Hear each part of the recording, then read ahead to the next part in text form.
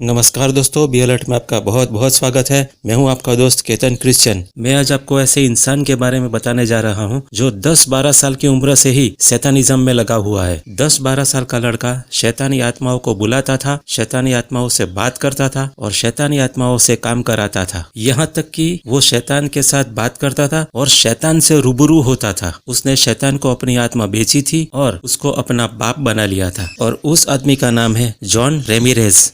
दोस्तों, मैं अभी आपको जॉन रेमिरेज की टेस्टिमनी दिखाने जा रहा हूँ। ये वीडियो मैंने नहीं बनाई है, न तो मैंने इसको हिंदी में ट्रांसलेट किया है। वीडियो थोड़ी लंबी जरूर है, लेकिन मैं आपको इंसिस्ट करूंगा कि आप इसे जरूर एंड तक देखें। सबसे पहली हत्या जो मैंने देखी वो मुझसे कुछ फुट की दूरी पर हुई थी। जब मैं दूध लेने गया था, मैंने सिर्फ 10 फुट की दूरी से देखा उसे। उन्होंने उसे 7 बार गोली मारी थी और मैंने एक के बाद एक बहुत सारी मौतें देखी अपनी ज़िंदगी में। साउथ ब्रॉक्स की सड़कों पर आपको एक हत्यारा, एक लूटमार करने वाला और एक बहुत चालाक इंसान बन के जीना होता है। मेरे पिता की तरफ के लोग तांत्रिक और भूत सिद्धि करने वाले थे। हम तंत्र मंत्र और भूत सिद्धि करते थे। हमारा कांटेक्ट खुद शैतान से था। मुझे याद है कि मेरे पिता कमरे में जाया करते थे शैतान की पूजा करने के लिए, और मैं शैतान की उपस्थिति को भी महसूस कर पाता था। और मेरे पिता आराधना करते थे, टंग्स में बोलते थे, शैतान की अन्य भाषाएं बोला करते थे, दुष्ट आत्माओं की। और वहाँ वो फूल चढ़ाते, कैंडल जलाते और पानी डालते थे। शाम को 7 बजे से लेकर सुबह 5 बजे तक मैं एक डिमोनिक चर्च में जाता था, जहाँ तंत्र मंत्र भी सिखाया जाता था। मुझे ट्रेंड किया जा रहा था, मैं ट्रेंड हो रहा था तांत्रिक बनने के लिए। मुझे भूत सिद्धि करने वाली जादूगरनी औरतें जो 30 साल से, 40 साल से, 50 साल से अपने धर्म में लगी हुई थी, ये सिखा रही थी कि कैसे बात करनी है प्रिंसिपैलिटीज से, शैतान से, ज़मीन वाली दुष्ट आत्माओं से। आप शैतान से डायरेक्ट बात नहीं कर सकते, आपको पहले अधिकार कमाना होगा। जो सबसे पहली बार भयानक हत्या हुई थी जो मैंने बताया, वो यहाँ इस घर में हुई थी। हस्बैंड ने 52 बार पत्नी को चाकू मारा था और उसके सर को काट के अलग कर दिया था। हम उसकी बेटी के साथ खेला करते थे, इसलिए जब हम उसे छोड़ने आए यहाँ पर तो वो यहाँ खड़ी थी और उसको पता चला कि उसकी माँ इस तरह से टुकड़ों में काटी गई। इसी घर में हुआ था ये। एक बार मैं अपने स्कूल में अपने दोस्तों के साथ खेल रहा था, तो वहाँ एक पास्टर आए, एक बैंड भी उनके साथ आया था और वो गाना गाने लग गए। लोग इकट्ठा हो गए और वहाँ बड़ा अद्भुत माहौल बन गया। पूरे स्कूल में एक खुशी की लहर दौड़ गई और मैं एक टूटे हुए परिवार से आया था। वहाँ पास्टर स्टेज पे खड़े होकर बाइबल की कुछ बात बता रहे थे, बाइबल की कहानियाँ बता रहे थे, परमेश्वर कैसे सबसे प्यार करता है, और वो यही सब बता रहे थे। पहली बार मैं थोड़ा सा जुड़ा कि वाह, शायद परमेश्वर मुझसे प्यार करता है। हो सकता है परमेश्वर को मेरी या मेरे परिवार की ज़रूरत है। शायद परमेश्वर मुझे और मेरे परिवार को छूना चाहता है, हमारी परिस्थिति बदलना चाहता है। मुझे भी थोड़ा प्यार मिल सकता है, मुझे भी मिल सकता है। और वो मेरी तरफ चलते हुए आ रहे थे और मुझे पहली बार प्यार बहुत महसूस हो रहा था, इतना कि मैं समझा नहीं सकता। और ये पास्टर स्टेज से उतर के लोगों के लिए प्रार्थना कर रहा था, उन्हें छू रहा था, और मुझे लगा कि अब मेरी बारी है। अब ये पास्टर मुझे छुएगा और अब यीशु मुझे कबूल करेंगे और मुझे जताएंगे कि प्यार होता क्या है। और ये पास्टर मेरे बगल से चले गए। उन्होंने मुझे कभी नहीं छुआ, उन्होंने मुझे बिल्कुल नहीं छुआ। वो नीचे लाइन तक आए, मेरे पास आए और मेरे पास से गुजर गए और दूसरे लोगों को छुआ। मुझे लगा, ओह, यीशु ने भी प्यार नहीं किया, पिता ने प्यार नहीं किया, मेरा घर परिवार भी टूटा हुआ है। यीशु को शायद अच्छा लगता है कि मेरी माँ मार खाती है, मेरे भाई और मैं भूखे सो जाते हैं। उसे शायद अच्छा लगता है कि हमारे अपार्टमेंट में लाइट नहीं है, हम स्कूल में मिसफिट हैं, उसे हमारा स्कूल आना भी अच्छा नहीं लगता। ये जो यीशु है ना, ये भी मेरे बाप की तरह ही है, इनमें कोई अंतर नहीं है, ये भी मेरे पिता जैसे ही हैं। और मैं टूटा हुआ और बड़ा उदास अपने घर पहुंचा। और मुझे याद है 1 या 2 हफ्ते बाद लगभग मैं स्कूल के बाहर थोड़ी मस्ती कर रहा था, अपने दोस्तों के साथ मज़े ले रहा था, और मैंने सुना कि कुछ नीचे गिरा। वो एक वुडू नेकलेस था। मैंने उसे उठाया और पहन लिया। उसमें बहुत सारे रंग थे और ये नेकलेस ही मेरा शैतान के साथ पहला कांटेक्ट था। कुछ समय के बाद हम टैरो कार्ड रीडिंग करने गए। वहाँ मैं जब गया तो मैं लगभग 10 साल का था, मैं छोटा ही था।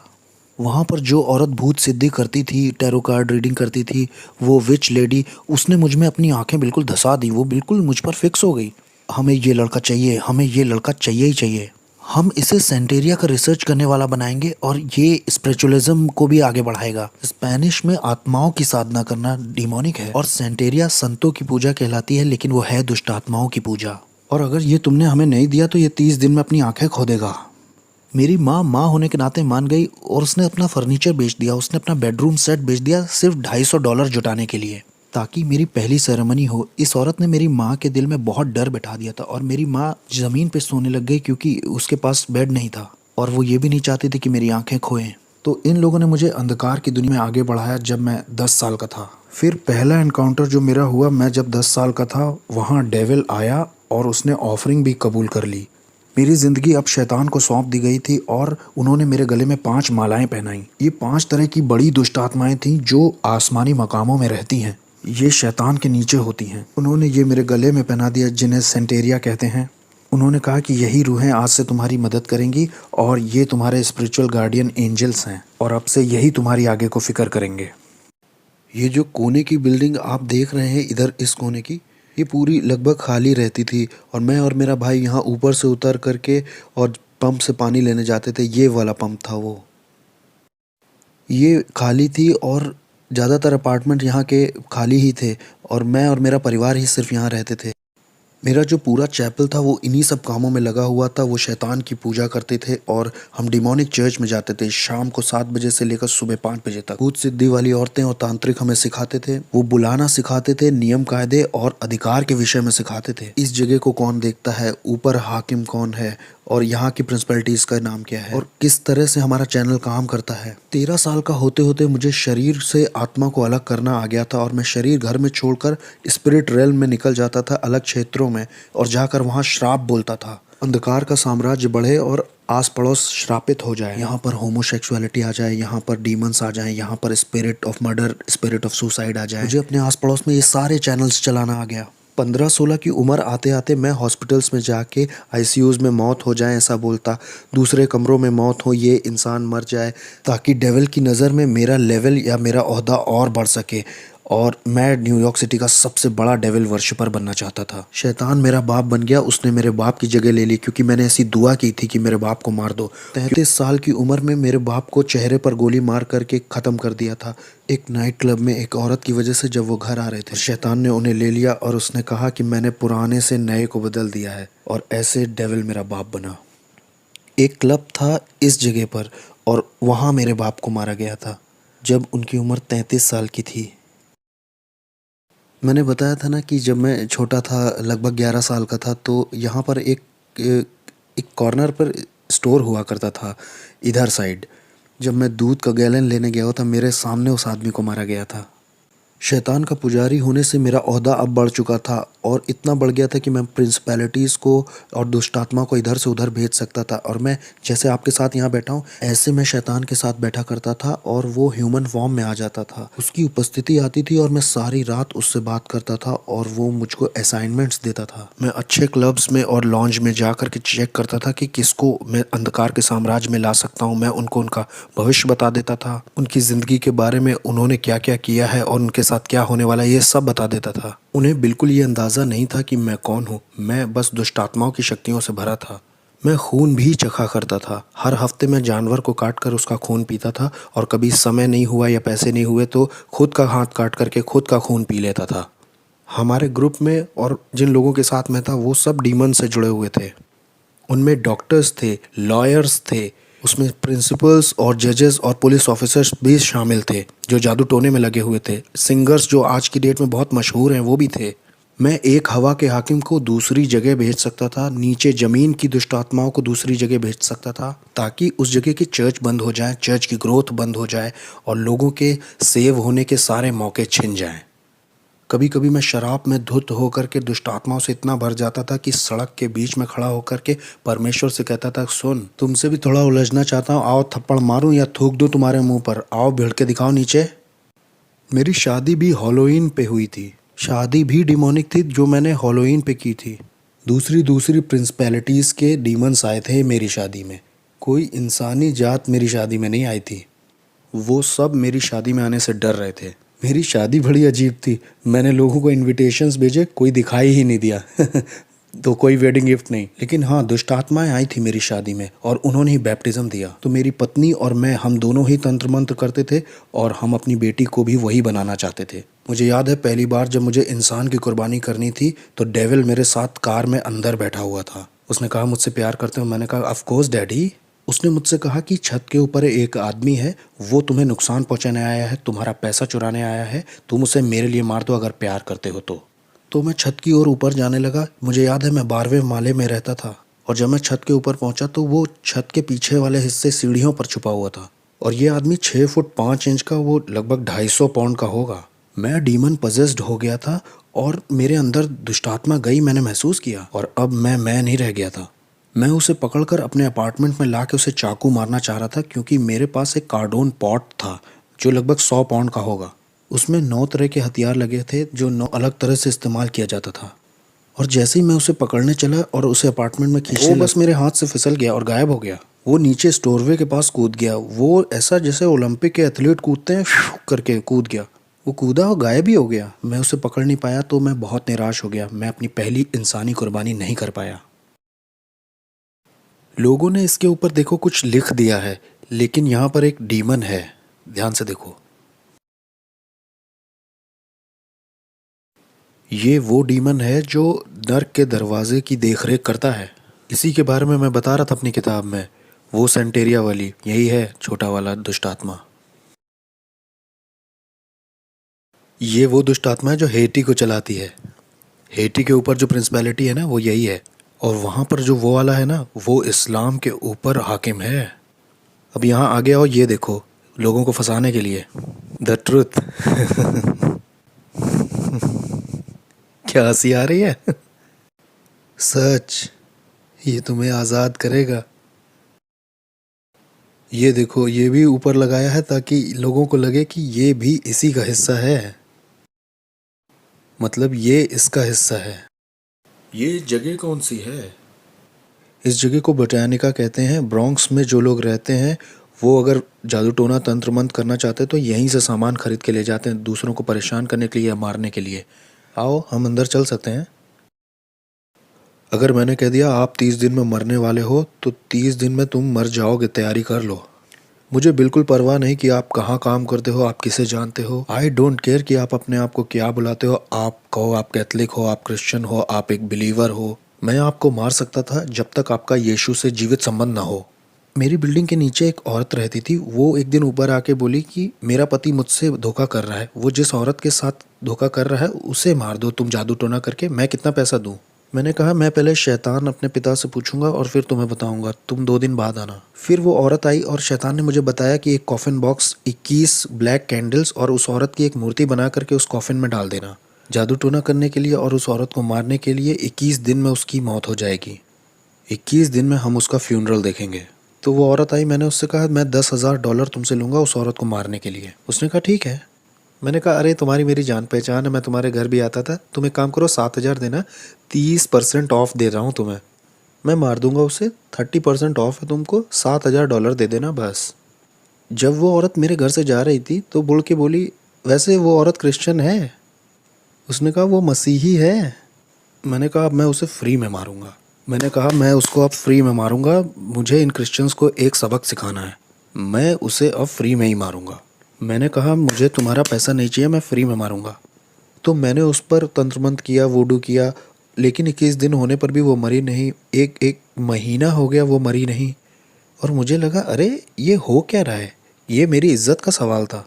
मैंने शैतान को बुलाया, मैंने दुष्ट आत्माओं को बुलाया, मैंने बढ़ा दी अपनी जादू टोना तंत्र मंत्र, मैंने उस पर दुगना जादू टोना शुरू कर दिया ताकि वो एक रात में ही मर जाए। लेकिन कुछ नहीं हुआ, कुछ नहीं हो रहा, कुछ नहीं हो रहा। और एक दिन ऐसा हुआ कि शैतान ही आ गया। मैंने महसूस किया उसकी उपस्थिति आई, और शैतान ने मुझसे कहा कि हमें ये प्लान छोड़ना होगा जिस औरत को तुम मारना चाहते हो। मैंने कहा प्लान क्यों छोड़ना होगा, मेरी इज्जत दांव पे लगी है, मैं एक भूत साधक हूँ, मैं तांत्रिक हूँ, अगर मैंने उसे नहीं मारा तो लोगों को लगेगा कि मेरे अंदर ताकत नहीं है। उसने कहा तुम समझ नहीं रहे हो, जिस परमेश्वर की वो सेवा करती है वो उसे अकेला नहीं छोड़ता है, उसे छुओ मत। मैंने कहा कौन है ये ईश्वर? उसने कहा वो जिसकी सेवा करती है। मैं बहुत गुस्से में था। मैंने कहा नहीं, 1 हफ्ता और लेते हैं, चलो मारते हैं। उसने कहा नहीं, जिसकी वो सेवा करती है वो उसे अकेला नहीं छोड़ता है। जिस तरह का जादू टोना मैंने उसके ऊपर किया था ना, उसे 21 दिन से कम में मर जाना चाहिए था।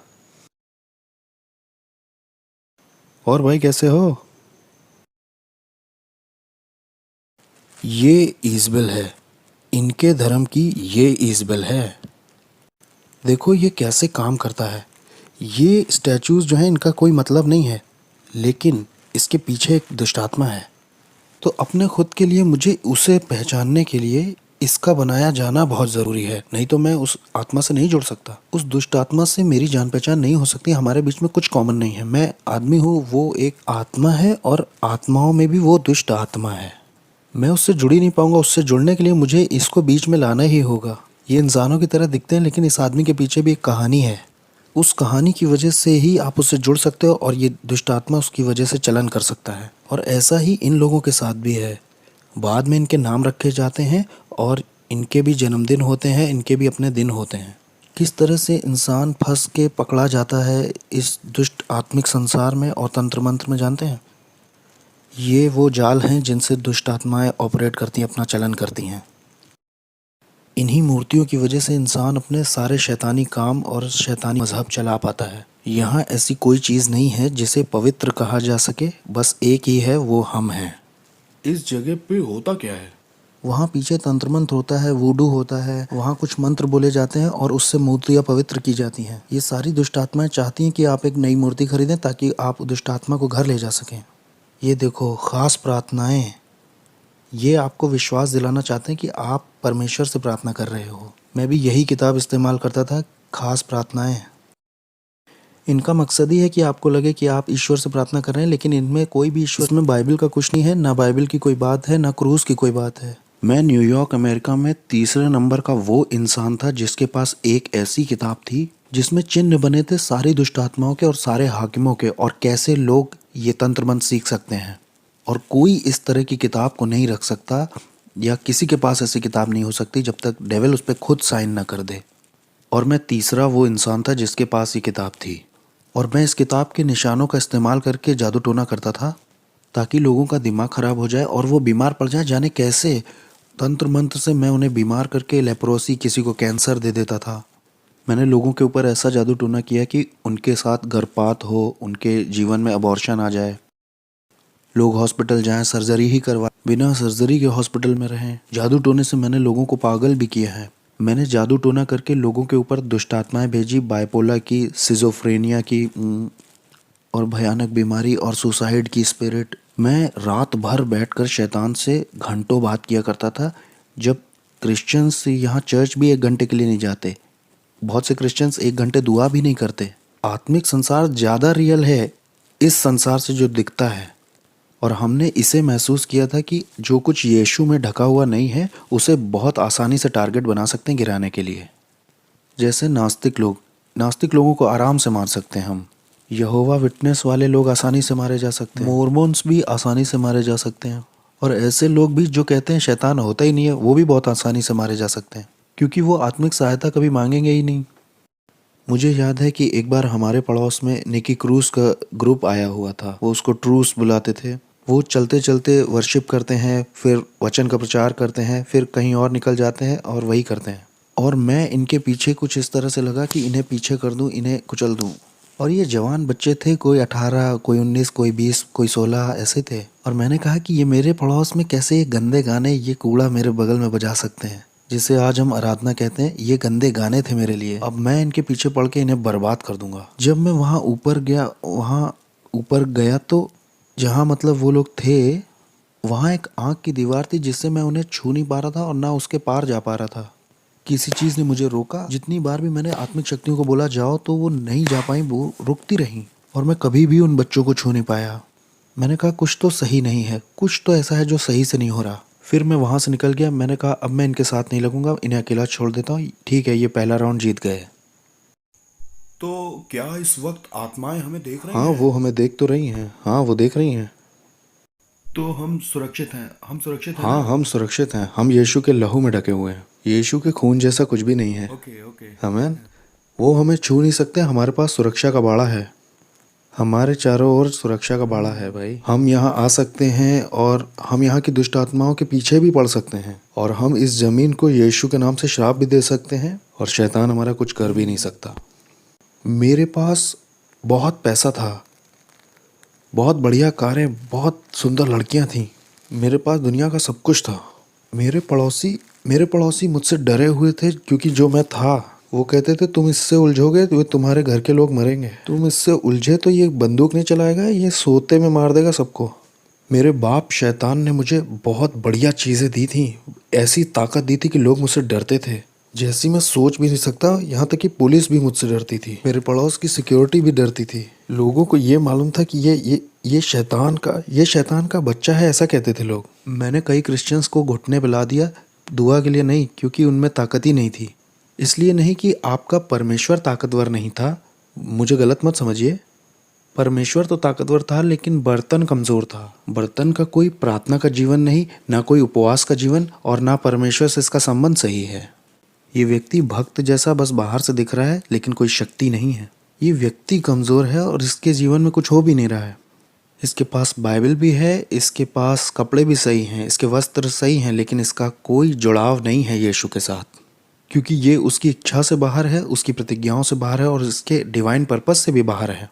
इसलिए मेरा उस पर अधिकार है, मैं उसको गुलाम की तरह बना लूँगा, मैं उसे तोड़ दूंगा, उसके साथ तंत्र मंत्र करूँगा। मैं करता जाऊँगा एक मसीही से दूसरे मसीह, एक चर्च दूसरा चर्च, कई सारे। मैं हर वो चीज़ गिराता जाता जो यीशु के क्रूस को दिखाती थी।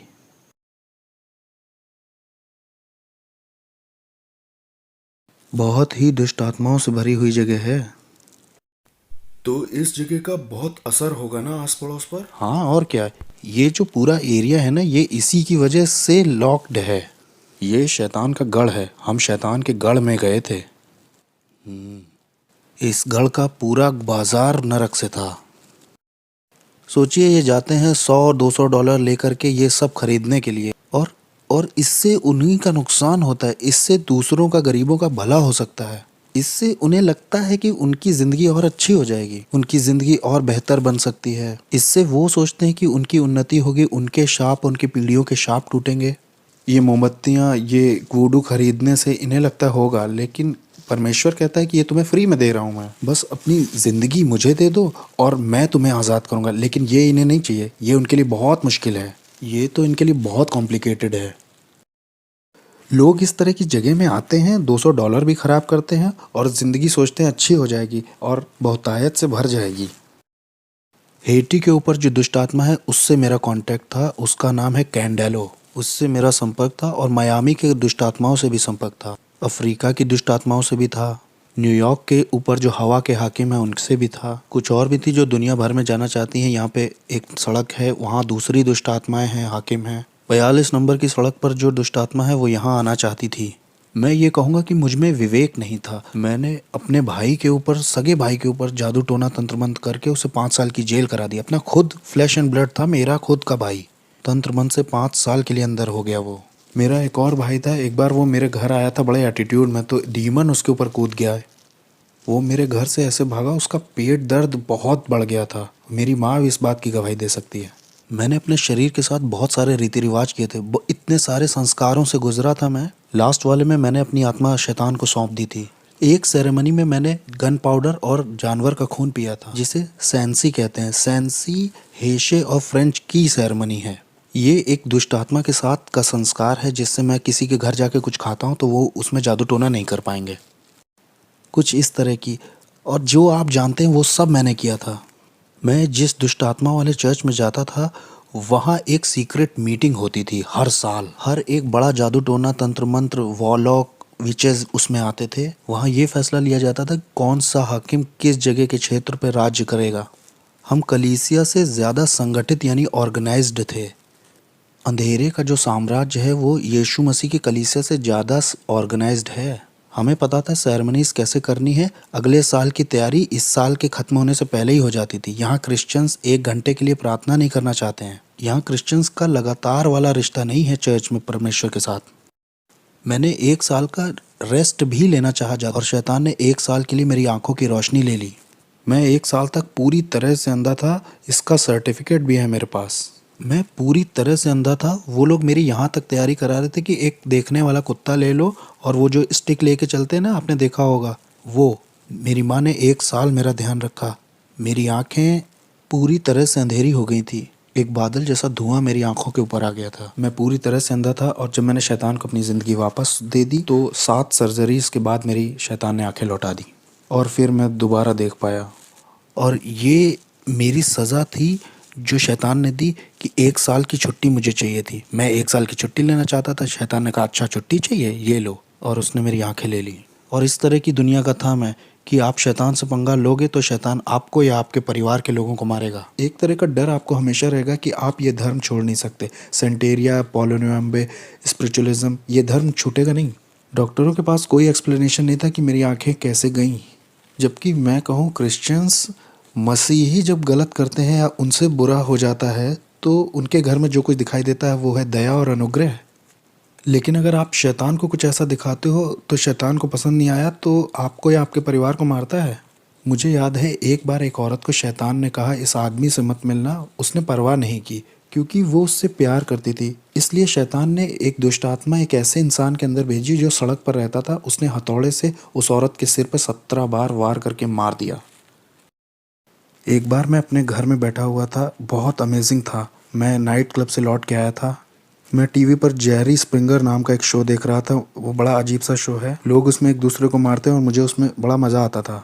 मज़े लेके मैं उसे देख रहा था, हंस रहा था और मैंने एक आवाज़ सुनी, बेटे मैं जल्दी आ रहा हूँ, तुम अपनी ज़िंदगी से क्या करोगे। एक सुनने वाली आवाज़ बहुत शार्प उस कमरे से आई थी।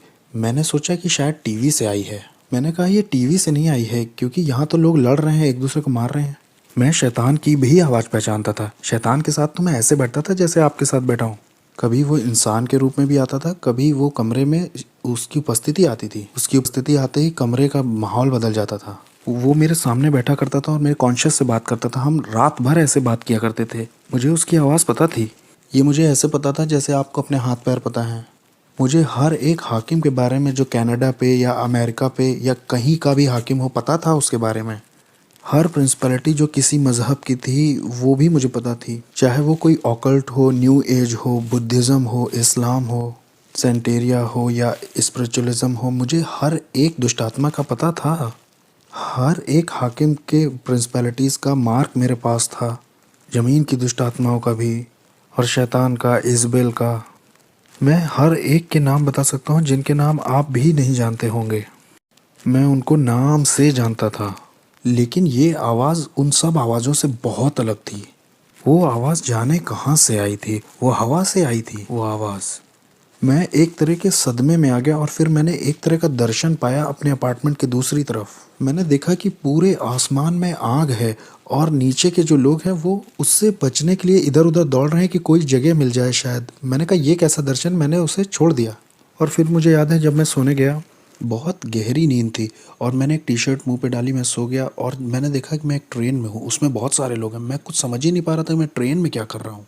ये ट्रेन इतनी तेज़ चल रही थी कि आप समझ नहीं सकते। मैं पृथ्वी पर इतनी तेज़ किसी चीज़ में नहीं चढ़ा। और ये ट्रेन नर्क में आ गई। यीशु मसीह मुझे नर्क ले आए।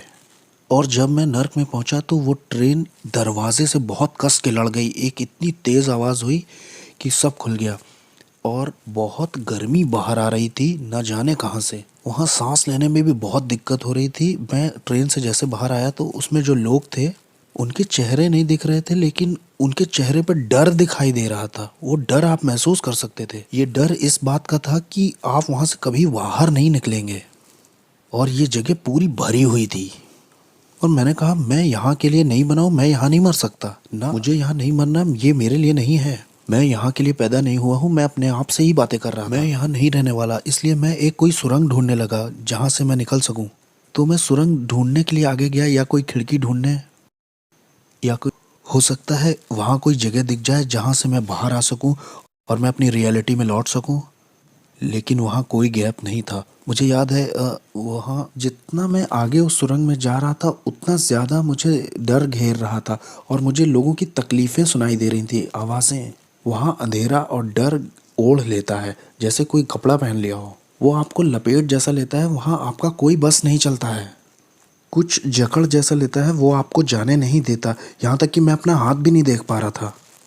वो एक पर्दे की तरह था, जैसे आप किसी बच्चे के कुएं या जानवर के कुएं में गए हैं। ये कुएं जैसा नहीं था, मैं समझा नहीं पाऊंगा इसे। और इसमें से बहुत गर्मी और बदबू बाहर रही थी, ऐसा जैसे न्यूयॉर्क सिटी के गटर खुल गए हों। वहाँ वो बहुत अजीब सा, बहुत अजीब। और जब मैं आगे गया तो वहाँ मुझे याद है आगे शैतान मिला। उसने कहा मैं तुम्हारा बाप था। वो डिमोनिक टंग्स में बोल रहा था कि मैं तुम्हारा बाप था, मैंने तुम्हें सब कुछ दिया जो चाहिए था, मैंने तुम्हारी केयर की, मैंने तुम्हें आशीष दी, मैंने तुम्हें प्रोटेक्शन दी, मैंने तुम्हारे लिए लोगों को मारा है, तुम्हारे लिए सब कुछ किया, तुम्हें पावर दी, तुम्हें तुम्हारा नाम बनाया इस साम्राज्य में। जो तुम्हारे विरोध में उठे उन्हें मार दिया, क्योंकि मैं तुम्हारा इस्तेमाल करने वाला था अपने राज्य को लाने के लिए पृथ्वी पर। और तुम मुझे छोड़ना चाहते हो, मुझसे धोखा करना चाहते हो, और ये सब डिमोनिक टंग्स में हो रही थी। और मैं भी उससे दुष्ट आत्माओं की अन्य भाषा में बराबर बोल रहा था। मैंने कहा नहीं, मैं छोड़ूंगा नहीं, मैं बस कंफ्यूज हूँ, मुझे समझ नहीं आ रहा हो क्या रहा है। उसने कहा नहीं, मुझे मालूम है तुम क्या करोगे, तुम मेरे धर्म को एक्सपोज करोगे कि मैं कौन हूँ और मेरे आत्मिक संसार में कैसे काम करता हूँ। मैंने तुम्हें वो चीजें बताई हैं जो किसी को नहीं बताई, क्योंकि मैं तुम पे भरोसा करता था कि तुम मेरे राज्य को आगे बढ़ाओगे, क्योंकि मैं और तुम्हारा इस्तेमाल करना चाहता था बड़े पैमाने पर। और कंफ्यूज होकर उसने मेरी गर्दन पकड़नी चाहिए, और जैसे ही मुझे मारने के लिए उसने गर्दन पकड़नी चाहिए, एक क्रॉस मेरे हाथ में यीशु मसीह का आया। और न जाने 3-4 क्रॉस कैसे नर्क में आ गए जब मैंने ब्लू शॉर्ट्स और टी शर्ट पहन रखी थी। और जैसे ही मैंने वो क्रूस उसके ऊपर छुआया, वो ऐसे पिघल गया जैसे वो कोई बच्चा हो। वो एक बच्चे की तरह ज़मीन पर गिर पड़ा और उसमें कोई ताकत नहीं थी। और फिर मैंने उस मौके का फ़ायदा उठा करके भागना शुरू किया उस तरफ जिधर दरवाज़ा लग रहा था मुझे, या शायद वहाँ कोई मुझे दरवाज़ा दिखाई दे जाए। जो मेरी उम्मीद थी, वहाँ वहाँ आशा जो थी वो ऐसी थी जैसे वहाँ किसी तरह की कोई आशा ही ना हो। वहाँ कभी ऐसा नहीं लगता कि आप बाहर आ पाएंगे। बस यही आपका द एंड है। जिस डर ने उस वक्त मुझे पकड़ रखा था, वो डर मैं समझा नहीं पाऊंगा, ऐसा डर मुझे कभी नहीं लगा। मैंने उस तरह की निराशा कभी महसूस ही नहीं की थी। ये बिल्कुल स्वर्ग का ऑपोजिट था। वो खुशी और आनंद का ऑपोजिट था, शांति का ऑपोजिट था, जीवन और उजियाले का ऑपोजिट था। ये जगह तो अंधकार और तड़प की जगह थी। अगर मैं यहाँ रहता हूँ तो मेरे परिवार मुझे कभी नहीं ढूंढ पाएगा कि मैं यहाँ हूँ। मेरी पत्नी, मेरी बेटी मुझे कैसे ढूंढ पाएंगे, कैसे देख पाएंगे। अब जब मैं उस सुरंग के और गहरे में जा रहा था, ये सोचते हुए कि वहाँ शायद कोई दरवाज़ा हो या किसी तरह की कोई दरार वहाँ हो, वहाँ शैतान फिर से दिखाई दिया और उसने कहा कि मैं तुम्हें मार दूंगा। अब समर्पण के समय में मैंने तुम्हारे शरीर पर कुछ दुष्ट आत्माओं की भाषा में निशान बनवाए थे जो मेरे कॉन्ट्रैक्ट हैं, इससे मैं तुम्हें मार दूंगा। उसने कहा अरे बेवकूफ़, ये मेरे निशान है, ये इस बात के निशान है कि मैं तुम्हारा मालिक हूँ, मैं तुम्हारा मालिक हूँ, कोई और तुम्हारा मालिक नहीं है, मैं हूँ। या तो तुम मेरे लिए जियोगे या तो मरोगे। और फिर जैसे ही उसने अपने हाथ बढ़ाए मुझे दोबारा पकड़ने के लिए, मैंने तो सोचा मेरी कहानी ख़त्म। अब वो मुझे दूसरी बार पकड़ने आया है। क्रूस यीशु मसीह का बीच में आ गया नर्क में।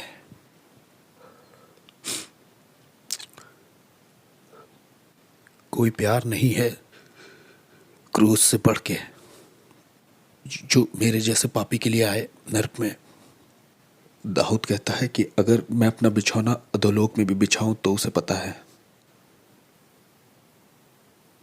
अनुग्रह और सच्चाई नर्क में दिखाई दी। अनुग्रह और सच्चाई को मेरे बारे में पता था। अनुग्रह और सच्चाई की मेरी जिंदगी में एक योजना थी। मेरे गलत, शैतानी, घमंडी और खुदगर्ज और स्वार्थीपन का जब अंत हो गया नर्क में, जब मेरा समय भी पूरा हो गया था, तब यीशु मसीह दिखाई देते हैं मेरे जैसे मिसफिट के लिए और कहते हैं तुम्हारे लिए मेरे पास योजना है, मैं तुमसे प्यार करता हूँ जितना तुम सोच नहीं सकते। वो मुझे नर्क में दिखाई दिए और जब मैं वापस आया, मेरी आत्मा शरीर में वापस आई, तब मैंने अपने घुटने टेके यीशु मसीह के नाम से। मेरे पास $1,00,000 का सामान था तंत्र मंत्र का, मैंने फेंक दिया। मैंने तंत्र मंत्र सब फेंक दिया। मैंने अंधेरे के साम्राज्य से जुड़ी हर एक चीज़ फेंक दी। हेटी के लोग और क्यूबा के लोग और मियामी, न्यूयॉर्क के लोगों ने सोचा कि इसे मार दे क्योंकि ये बहुत जानता है, क्योंकि इसे बहुत कुछ पता है, इसलिए इसे मारना चाहिए। हमें इसे मारना ही होगा क्योंकि ये बहुत कुछ जानता है। ये अब हम में से एक नहीं रहा, इससे मारना तो ज़रूर है। वो आए मुझे मारने के लिए, उन्होंने अपनी तरफ से कोई कसर नहीं छोड़ी। मैं दिन में सोने लगा था क्योंकि दिन और रात दुष्ट आत्माएं आती थीं और मुझे बहुत टॉर्मेंट करती थीं, बहुत सताती थीं। ये सब 30 दिन तक चलता रहा। 30 दिन तक वो मेरे गले को पकड़ते थे, वो मेरे बिस्तर को मुझे उठा के फेंक देते थे। मैं बिस्तर पर लेटे महसूस करता कोई मेरे बगल में लेटा हुआ है, बर्फ़ के जैसा कोई ठंडा, और जैसे मैं मुड़ के देखता तो मैंने डेविल को खुद देखा वहाँ लेटे हुए। ये सब चलता रहा 30 दिन तक, एक के बाद एक। मुझे सताया जा रहा था, टॉर्चर किया जा रहा था, पागल करने की कोशिश की जा रही थी, मेरे शरीर से मेरी आत्मा खींचने की कोशिश की जा रही थी। मैं रात में ऐसे डरता था जैसे रात में कभी नहीं डरा। 30 दिन तक मैं चिल्लाता रहा और मुझे प्रार्थना करना भी नहीं आता था, सिर्फ बोलता था जीसस जीसस जीसस। प्रार्थना आती नहीं थी तो वो बहन तो इस तरह से चर्च में प्रार्थना करती, लो वो भाई ऐसे प्रार्थना करता है। मैं सारी दुआओं को मिला जुला के करता था ताकि मैं अपनी ज़िंदगी के लिए लड़ सकूं। और एक दिन ऐसा हुआ कि मैं चर्च में आराधना कर रहा था और मेरे दिमाग में सवाल चल रहे थे कि क्यों तूने मेरे साथ ये सब होने दिया प्रभु। और उस दिन मैंने ये आवाज़ सुनी कि मैं देखना चाहता था कि तुम मुझसे कितना प्यार करते हो। और उसने कहा मैं देखना चाहता था तुम कितना भरोसा करते हो मुझ पे। और उस दिन के बाद से शैतान कभी आगे को मेरे पीछे नहीं पड़ा। मैं यीशु के लिए एक इवेंजलिस्ट बन गया। तब से लेकर आज तक 14 साल हो गए हैं प्रभु की सेवा करते करते, और मैं इस चीज़ को किसी भी चीज़ से सौदा नहीं करूँगा। और मुझे पता है हालेलुया नाम की सड़क पर जॉन रिमेरेस का एक बड़ा बंगला है। एक दिन वो कहेगा तेरा स्वागत है विश्वास योग्य दास। जिसके कान हो वो सुन ले और जिसकी आंखें हो वो देख ले।